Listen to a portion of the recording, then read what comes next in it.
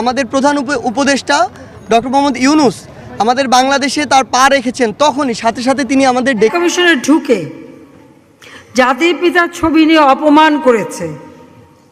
এত সাহস কোথা থেকে পায় আমি জিজ্ঞাসা করি। এই গণঅভ্যুত্থানের মাধ্যমে যে 17 জন ব্যক্তি এই মুহূর্তে দায়িত্বে অবতীর্ণ হলেন, তাদের যোগ্যতা নিয়ে, অভিজ্ঞতা নিয়ে, চেহারা নিয়ে, সুরত নিয়ে, সৌন্দর্য নিয়ে আমার কোনো আপত্তি নেই। তাদের দেশ থেকে পালিয়ে যেন নতুন করে এক চমক দেখালেন আবার এই শেখ হাসিনা, যেখানে তার পুত্র সজীবদের জয়ের যে বার্তার সাথে সাথে এবার যেন সরগরম হয়ে উঠেছে। তিনি দেশে ফিরছেন, তার বোনকে নিয়ে দেশে ফিরছেন, আবার রাজনীতিতে ফিরছেন। সেনাবাহিনীর অন্যদিকে যে বক্তব্য, বর্তমান যেই আমলারা, আওয়ামী লীগের নেতাকর্মীরা যারা বিদেশে চলে গিয়েছেন, তারা দেশে এসে নির্বাচন করতে পারবে না। অন্যদিকে পুলিশ বাহিনীকে প্রধানমন্ত্রীর নির্দেশ মানার কারণে যেই ভুক্তভোগী হতে হচ্ছে তা নিয়ে বিস্ফোরণ মন্তব্য করেছেন সেনাবাহিনী বলতেছেন যথাক্রমে তাদের কর্মস্থলে ফিরে যাওয়ার জন্য আর সৎভাবে চাকরি করার জন্য। দর্শক, তার নাটনের সম্পূর্ণ ভিডিওটি দেখতে থাকেন। সেনাবাহিনী কি পরবর্তী বার্তা দিচ্ছেন সেই বার্তাগুলো আপনাদেরকে দেখাবো। নাটনের সম্পূর্ণ ভিডিওটি দেখতে থাকেন এবং আমাদের চ্যানেলটিকে নতুন দর্শক হয়ে থাকলে অবশ্যই সাবস্ক্রাইব করে আমাদের সঙ্গেই থাকবেন। আমাদের প্রধান উপদেষ্টা ডক্টর মোহাম্মদ ইউনূস আমাদের বাংলাদেশে তার পা রেখেছেন, তখনই সাথে সাথে তিনি আমাদের ডেকে বলেছেন যে তোমরা বাংলাদেশের প্রত্যেকটি জায়গায়, হসপিটালে বা যেই জায়গায় আমাদের যে ভাইরা যারা শহীদ হয়েছেন, যারা আহত হয়েছেন, তাদের কাছে যাও, তোমরা খোঁজ নাও এবং এটার একটা কনক্রিট লিস্ট করে আমাদেরকে দাও, যেন এই যে মানুষগুলো রয়েছে যাদের এখন এই অবস্থা, তাদের কারণেই তো আজকে বাংলাদেশে আমরা মুক্ত একটি নিঃশ্বাস নিতে পারছি। তো তিনি বলেছেন যে অবশ্যই ওই মানুষগুলোর প্রায়োরিটি আমাদের সবার আগে। আমরা রাষ্ট্র গঠনে যাব ওই মানুষগুলোর খোঁজ খবর নেওয়ার পরে, আমাদের লিস্টটি গঠন করার পরে। সেই জায়গা থেকে আজকে আমরা ঢাকা মেডিকেলে এসেছি। আমাদের সমন্বয়ক টিমের বিভিন্ন অংশ বিভিন্ন জায়গায় অলরেডি যাওয়া শুরু করেছেন এবং যাবেন। আমরা স্পষ্ট করে আপনাদের মাধ্যমে জানিয়ে দিতে চাই, আমাদের যে ভাইরা যাদের আমরা এতদিন যতটুকু খোঁজ নেওয়া প্রয়োজন ছিল আমরা নিতে পারিনি, আজ থেকে সে ভাইদের দায়িত্ব আমরা নিচ্ছি। সেই ভাইদের দায়িত্ব এই রাষ্ট্র নিবে, কারণ আজকে তাদের এই অবস্থা শুধুমাত্র এই রাষ্ট্র বিনির্মাণের এই যে যুদ্ধ হয়েছে সেই যুদ্ধে অংশগ্রহণ করার জন্য।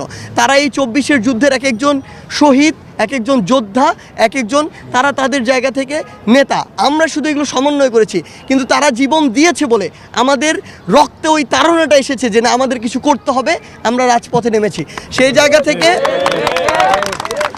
আমরা স্পষ্ট করে বলতে চাই যে আমরা বরাবরই অসংখ্য শো অফ দেখেছি রাজনীতির মাঠে। আসলে যে আশা হয় কয়েকজনকে দেখে চলে আসা হয়, আমরা সেটি করতে আসিনি। আমরা আপনাদেরকে শুধু আমাদের বার্তাটি জানিয়ে দিলাম। আপনারা এখন আপনাদের জায়গা থেকে এইখানে যে ভিড়টি হচ্ছে, এটি আমরা প্রত্যাশা করি না একটা মেডিকেল কলেজের সামনে ভিড়টি হোক। সেই জায়গা থেকে আমরা ছোট্ট করে টিম ভাগ করে দিব। ওই টিমগুলো নিজেদের দায়িত্বে তাদেরকে ওয়ার্ড, হসপিটাল ভাগ করে দেওয়া হবে, তারা যাবে এবং ওই যে লিস্টটি, সেই লিস্টটি করা হবে। অর্থাৎ আমরা আমাদের কাজও করতে চাই, আবার ওখানে যারা রয়েছে আমাদের ভাইয়েরা, বোনেরা, তাদের যেন কোনো অসুবিধা না হয়, হসপিটালের জন্য পরিস্থিতি খারাপ না হয়, সেটিও আমাদের লক্ষ্য রাখতে হবে। সেই জায়গা থেকে আপনাদেরকে ধন্যবাদ এবং আপনাদের কাছে আরেকটি চাওয়া আমাদের, আপনাদের কাছে যদি এরকম কোনো তথ্য থাকে যেই তথ্যটি দিয়ে আপনারা আমাদেরকে সহযোগিতা করতে পারবেন, অনুগ্রহ করে আমাদেরকে এটি দিবেন।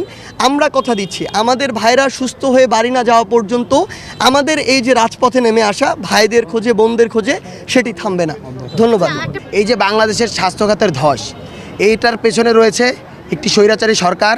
আমি সরকার বলতে চাই না তাকে, একটি স্বৈরাচারী সন্ত্রাস, এবং সেই সন্ত্রাসের সাথে তাদের যে দোসররা আছে, তাদের চালানো ফ্যাসিজম, তাদের চালানো গণহত্যা, তাদের চালানো হলো ক্র্যাকডাউন। সেই ক্র্যাকডাউনের ফলে বাংলাদেশের স্বাস্থ্যখাত আজ ভেঙে পড়ছে।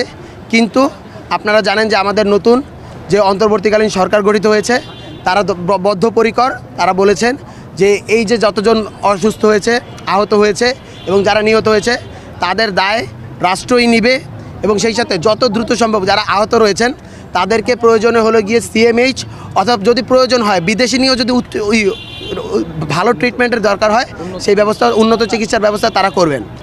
ডক্টর মোহাম্মদ ইউনূস প্রথম দিন এয়ারপোর্টে ল্যান্ড করে উনি যে বিষয়টি প্রথমে অ্যাড্রেস করেছেন, ইনফ্রাস্ট্রাকচার থেকে আমাদের দেশের মানুষ বেশি গুরুত্বপূর্ণ। আমাদের দেশের মানুষ যেহেতু বেশি গুরুত্বপূর্ণ, উনি প্রথম দিনই বলেছেন যারা এই গণ আন্দোলনে, আমাদের গণ অভ্যুত্থানে এই স্বৈরাচার ফেসিবাদী সরকারকে পতন করতে গিয়ে যারা আহত হয়েছে, যারা নিহত হয়েছে, বিশেষ করে যারা নিহত হয়েছে তাদেরকে জাতীয় বীরের মর্যাদা দেওয়া হবে। এবং যারা আহত হয়েছে, আমরা আজকে হসপিটালে যখন গিয়েছি দেখেছি আমাদের একটা হসপিটালে করুণ একটি চিত্র শুধুমাত্র একটি মধ্যযুগীয় কায়দায় এভাবে নির্যাতন করা হয়েছে কিনা, ৭১-এ প্রথম স্বাধীনতা যুদ্ধ পাকিস্তানি বর্বর এভাবে মনে হয় গুলি চালায়নি, সেটা আমরা দেখিনি। কিন্তু আজকে আমরা যখন দেখছি সেটা আমাদের হৃদয় কেঁপে ওঠে। আমাদের অন্তর্বর্তীকালীন সরকারের প্রধান উপদেষ্টা উনি প্রতিশ্রুতি দিয়েছেন যে যারা আহত হয়েছেন তাদেরকে সিএমএইচে প্রয়োজন অনুযায়ী সিএমএইচে এবং প্রয়োজন অনুযায়ী বিদেশে নেওয়ার ব্যবস্থা করা হবে এবং পরবর্তীতে সুস্থতার পরে তাদেরকে কর্মসংস্থানের ব্যবস্থারও তা আমাদের কাছে এটা মনে হয়েছে যে আমাদেরকে পুলিশকে আগে বাঁচাইতে হবে, তাদেরকে রিফর্ম করে নতুন করে কাজ করার জন্য তাদেরকে সেভ করাটা আমার অত্যন্ত জরুরি। এছাড়া ওই থানার ভেতরে ব্যাপক অনেক অস্ত্র রয়েছে, যদি এগুলো সন্ত্রাসীদের কাছে চলে যেত তাহলে এটা আমাদের নিরাপত্তার জন্য একটা চ্যালেঞ্জ হয়ে যেত। এই জন্যই আমাদের প্রথম কনসার্ন আসছে যে যেহেতু আমরা এখানে ডেপ্লয়েড ছিলাম, তো প্রথম কাজ হচ্ছে আমাদের এই থানাটাকে সেভ করা।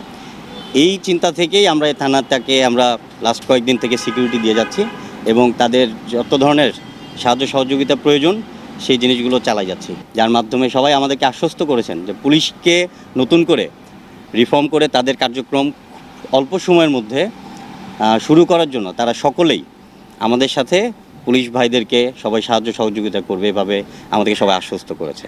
প্রথমেই আমরা ওই দিন যেটা এক্সপিরিয়েন্স করছি, যখন মবটার সংখ্যা এত বেশি ছিল আমাদের কন্ট্রোল করাটা যখন ডিফিকাল্ট হয়ে যাচ্ছিল, তখন আমাদের মাথায় আসছে যে থানা একটা গুরুত্বপূর্ণ স্থাপনা, এটার মধ্যে অনেকগুলো ফ্যামিলি আছে, প্রায় 200-300 ফ্যামিলি আছে, এখানে পুলিশ সদস্য আছে, ক্ষুব্ধ বা উচ্ছৃঙ্খলকারী কিছু নাগরিক যারা অনেক পুলিশ সদস্যকে হত্যা করছে, আহত করতেছে।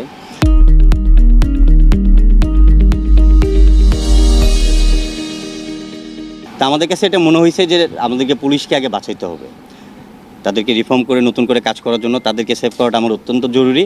এছাড়া ওই থানার ভেতরে ব্যাপক অনেক অস্ত্র রয়েছে, যদি এগুলো সন্ত্রাসীদের কাছে চলে যেত তাহলে এটা আমাদের নিরাপত্তার জন্য একটা চ্যালেঞ্জ হয়ে যেত।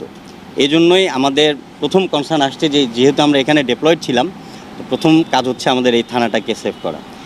এই চিন্তা থেকেই আমরা এই থানাটাকে আমরা লাস্ট কয়েকদিন থেকে সিকিউরিটি দিয়ে যাচ্ছি এবং তাদের যত ধরনের সাহায্য সহযোগিতা প্রয়োজন সেই জিনিসগুলো চালাই যাচ্ছি। এছাড়াও আপনাদেরকে জানাচ্ছি যে এই এলাকার বিভিন্ন ব্যবসায়ী প্রতিষ্ঠান, ব্যবসায়ী মালিক সমিতি, গণ্যমান্য ব্যক্তিবর্গ, students, teachers, scouts, BNCC, answer বাহিনী, তাদের সবার সাথে আমাদের একটা সমন্বয় সভা করেছি, যার মাধ্যমে সবাই আমাদেরকে আশ্বস্ত করেছেন যে পুলিশকে নতুন করে রিফর্ম করে তাদের কার্যক্রম অল্প সময়ের মধ্যে শুরু করার জন্য তারা সকলেই আমাদের সাথে পুলিশ ভাইদেরকে সবাই সাহায্য সহযোগিতা করবে এভাবে আমাদেরকে সবাই আশ্বস্ত করেছে।